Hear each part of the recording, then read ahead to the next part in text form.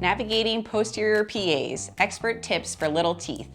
Great techniques for posterior PAs on pediatric patients are really important because there's going to be times where we just can't get bite wings on little people. So knowing how to utilize the PA technique is really important for our small patients.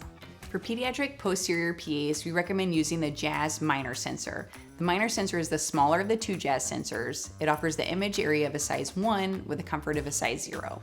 Remember to be mindful of the angle that the cord comes out of the sensor to avoid having the patient bite down directly onto it. The goal of a pediatric posterior PA is to see the entire root and entire crown of both molars, visualize the distal of the canine, and have open interproximal spaces.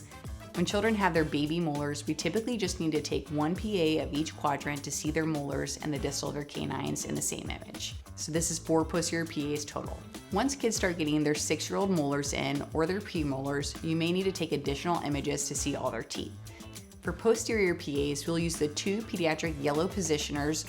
We do always recommend using the positioners to get the best possible image and prevent accidental movements and misalignment of the sensor. There are 2 positioners for posteriors, one for the upper right and lower left, and one for the upper left and lower right.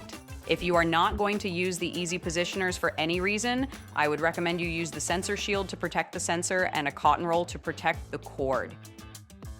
We typically start with the upper right quadrant for baby teeth, teeth letters A and B. You'll position the first yellow holder so that it's lined up with the 2 upper right baby molars. The X-ray tube and sensor should be parallel with each other and the teeth so that the X-ray beam goes straight through or perpendicular to the teeth.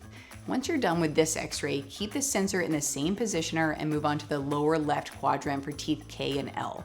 Take the X-ray of the lower left side. Now you can switch the sensor over to the other yellow easy positioner. Start this one on the upper left side for teeth I and J, and then switch to the lower right for the final teeth S and T.